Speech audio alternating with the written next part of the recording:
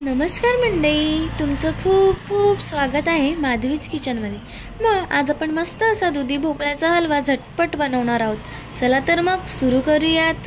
इथे दुधी मी अगोदर सोलून घेतला, नंतर मग तो किसून घेतला आणि मधला त्याचं गर काढून व्यवस्थित असं किसून घेतलं। इथे हे आपण ड्रायफ्रुट्स घेतलेत, काजू, मनुके आणि बदाम, आणि एक वाटी साखर घेतली आणि हे थोडे साबुदाणे घेतले त्यामध्ये टाकले। इथे गॅसवर पातेली ठेवली, त्याच्यामध्ये आपण एक चमचा तूप घालून घेऊ।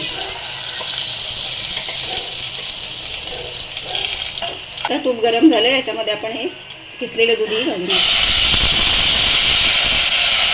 जेव्हा आपल्याला दुधीचा हलवा किंवा खीर वगैरे अशी बनवायची असेल तेव्हा दुधी किसून घ्यायचं, नाही तर मग तो काळा पडतो। आता हे 2-3 मिनिटं तुपावर भाजून घेऊ।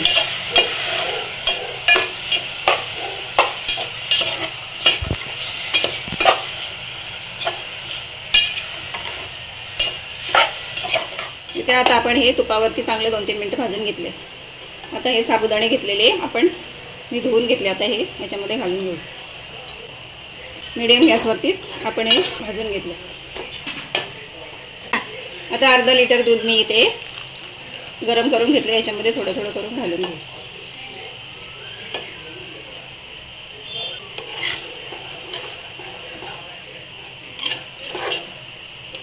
आता हे साखर घालून घेऊ।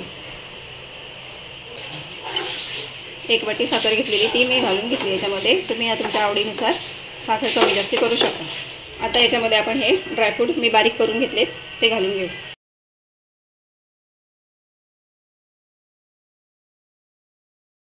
आता याच्यामध्ये सगळं घालून घेतलं। आता हे आपण 5-6 मिनिटं शिजायला ठेवू, याच्यावरती झाकण ठेवू।